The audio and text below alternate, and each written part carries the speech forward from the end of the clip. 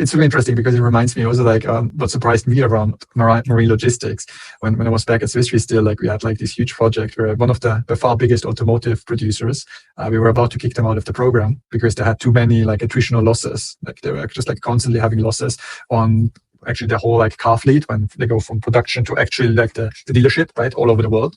And for me, I was surprised. I thought like, okay, hey, like they have all of these data, you have like the VIN number of the car, you know where they move, etc. And then you actually like, you know exactly what happens to the car, right, when it has damages and stuff like that.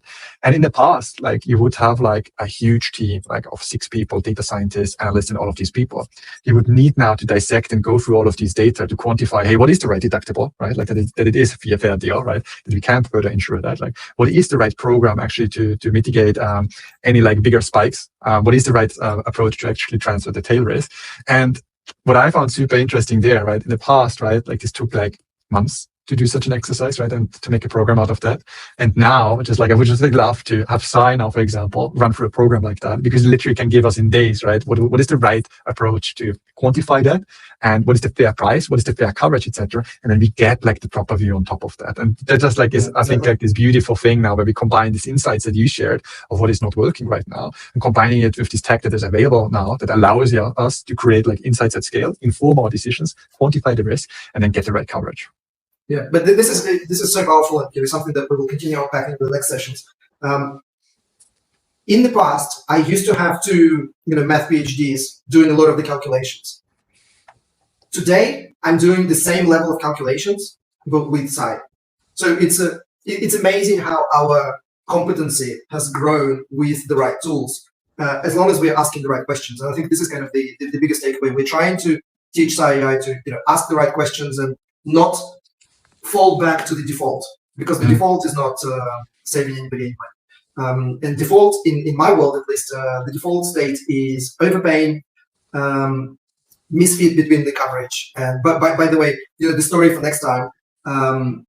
Our chemical plant was insured by 200 billion, and when I asked the same insurance guy like why, because well that's how we've done it. It's like we've been together with the brokers, we've estimated it, and it's all risk based and calculated. So anyway, I hired an independent engineer. We went to the plant, and the actual exposure was like $1.2 billion. So can you imagine insuring your plant for like 200 million, and then in case there's like a significant loss, your shareholder is exposed for like an extra billion?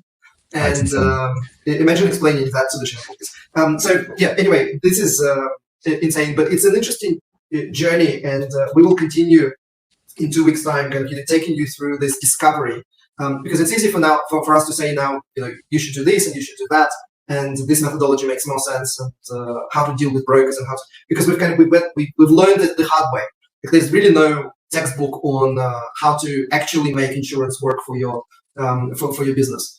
So there's a lot of discoveries that we want to share with you, and then maybe one day some of the listeners will join us on the screen to share some of your stories as well. By the way, if you're watching this in replay and you do have an interesting story of finding an alternative strategy for placement, which is not reducing limits or increasing deductibles, anybody can do that. That's not what we're talking about at all. We're talking about improving the quality of risk and marketing that risk better.